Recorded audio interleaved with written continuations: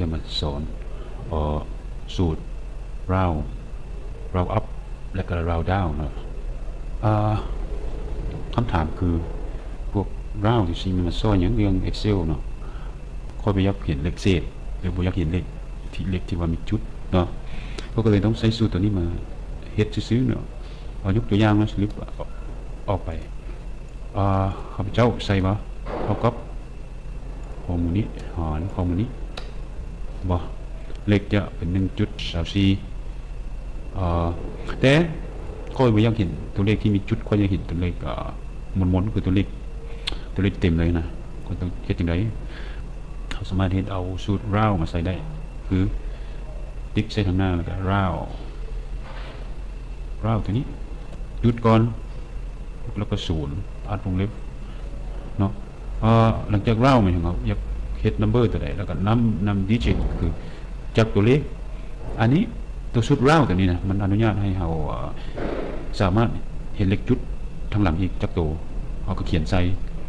แต่ข้าพเจ้าบ่อยากให้มันเห็นจักตัวนี้ใส่0เข้าไปเนาะโอเค enter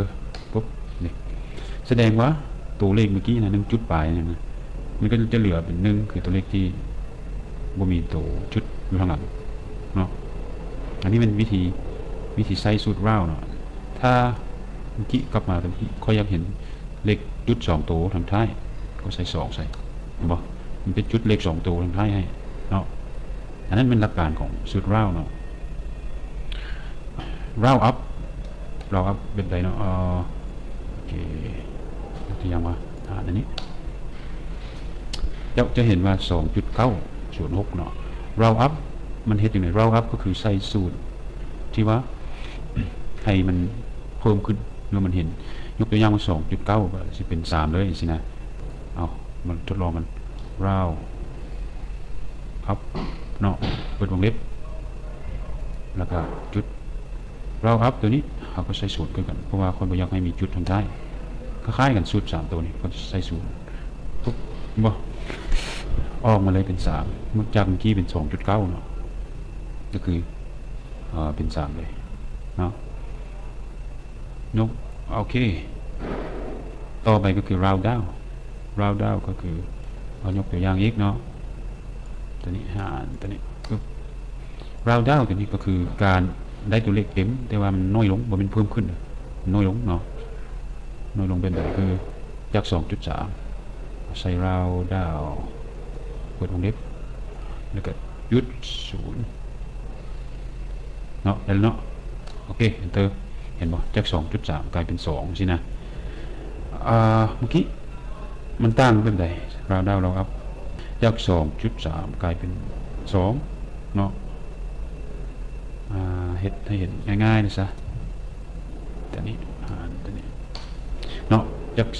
2.3 เวลาเขาใส่ round down ก็จะเป็น2ตัวนี้คือมันตัดตัวลงท้ายออกลดลง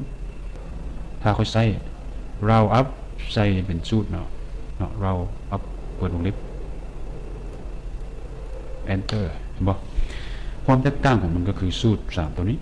คือถ้าเจ้าไล่ล่าธรรมดาก็เป็นออก2จุดปลายคือมันจะมีตัวท้ายที่จุดไปน้ำเนาะแล้วเวลาจะใส่ round down เนี่ยมันจะตัดออกไปเลยแล้วก็เอาแต่ตัวเลขหมุนๆไว้ถ้าจะใส่ round up นะมันจะถึงว่าจะจุด1จุดอย่างข้างหลังนะมันจะปรับให้เป็น3ให้เลยสินะเนาะอันนี้คือใส่ชุด round up กับ round down แต่ round ธรรมดานี่คือถ้าฮะมันจุดแต่กาย5นะมันจะปรับเป็น2เลยแต่ว่าบ่ฮอด5ปรับเป็น1เลยเนาะยกตัวอย่างเนาะยกตัวอย่าง1เห็นบ่